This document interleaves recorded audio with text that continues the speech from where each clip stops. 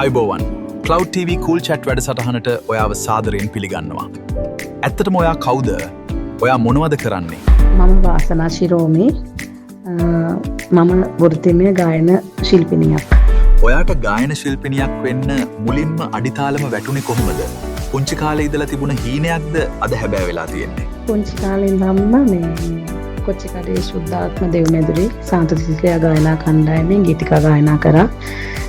එතනින් පටන් ගත්ත ආරම්භ කිරීම තමයි මේ ගායන ශාස්ත්‍රයට එන්න අඩිතාලමක් වුණේ. 1993 මුලින්ම නත්තල් කැරොල් උත්සවයකදී චන්ද්‍රලේඛා මහත්මියගේ ගීතයක් ගායනා කරන්න අවස්ථාවක් ආවා. ඒක තමයි මුල්ම ආරම්භය.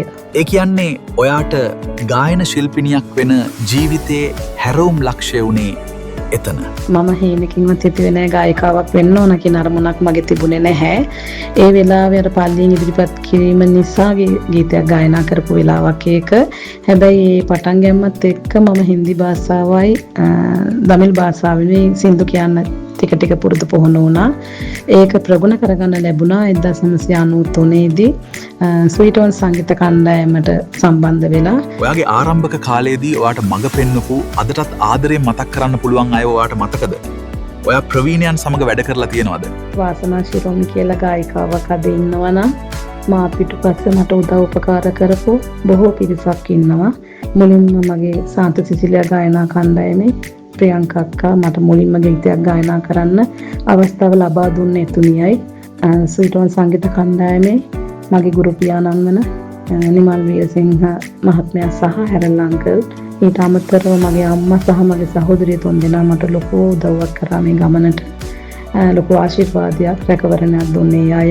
1998 හෙන්රි කල්දේරා මහත්මයාගේ කැසට් පටේ සහාය ගායන ශිල්පිනිය හැටියට මට ඒ කැසට් පටය හඳුන්වා දුන්නේ වැගන සංගීත කණ්ඩායමේ හිටපු රාජ් ප්‍රනාන්දු සර්. ඇත්තටම මේ සියලුම දෙනාට අමතරව තව බොහෝ පිරිසක් මට උදව් උපකාර කරපු අය ඉන්නවා.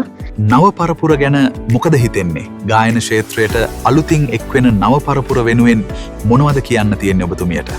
දැන් ඉන්න නවක ගායිකාවන් ගත්තොත් අති දක්ෂයෝ බිහි වෙනවා මේ නවීනත්වයත් එක්කම අද සමාජයේ.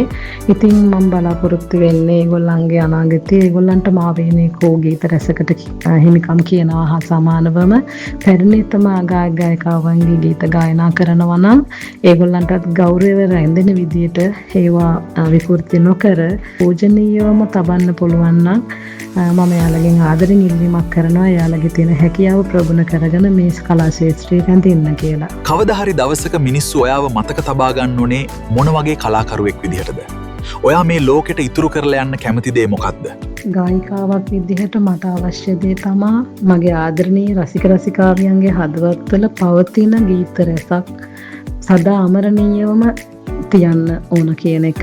ඒක උදාහරණයක් ගත්තොත් ජෝතිපාල මහත්මයා නම් අද අපේ අතරින් සමුගත්තත් එතුමන්ගේ ගීත අදටත් ජීවමානව තියෙනවා. ඉතින් මමත් ආසයි කවදා හරි දවසක මගේ ගීතත් මම මියදුනත් මගේ රසික රසිකාවියන් ආදරණීයව මේ ගීත රස විඳිනවා නම් තමයි මම ඇත්තටම කැමති.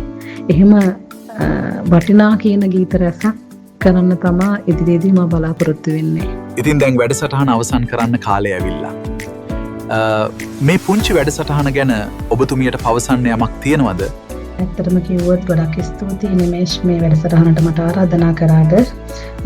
ඉතින් හරිම වටිනවා මේ channel එකෙන් මේ වගේ ප්‍රෝග්‍රෑම් එකක් අපිව ගෙනලා කරන එකට ගොඩක් ස්තුති කරනවා. ඉතින් වටිනා වැඩසටහනක් පුංචි කාලයක් අතර හරි සුහදශීලීව ඔයා ගොඩක් ආදරණීයව අපෙන් අහන ප්‍රශ්න වලට අපි උත්තර දෙනවා. ඉතින් හරි අලංකාර විදියට මේ වැඩසටහන පුංචි වෙලාවක් අතරතුර කරගෙන යන ඔයාටත් ගොඩක් ස්තුතියි. මේ channel එක මම බලාපොරොත්තු වෙනවා මීටත් වඩා දියුණුවෙන් දියුණුවටපත් වේවා කියා. අපි වගේම කලාකාරයන්ට අතහිත දෙන ඔයාලට ගොඩක්ම ස්තුතියි. ඔබතුමියගේ අනාගතයට Cloud TV Cool Chat වැඩසටහන පුංචි හරි ශක්තියක් වෙයි කියන විශ්වාසයෙන් අදට ඔබෙන් සමුගන්නවා. channel එක subscribe කරලා නැතිනම් දැන්ම subscribe කරන්න.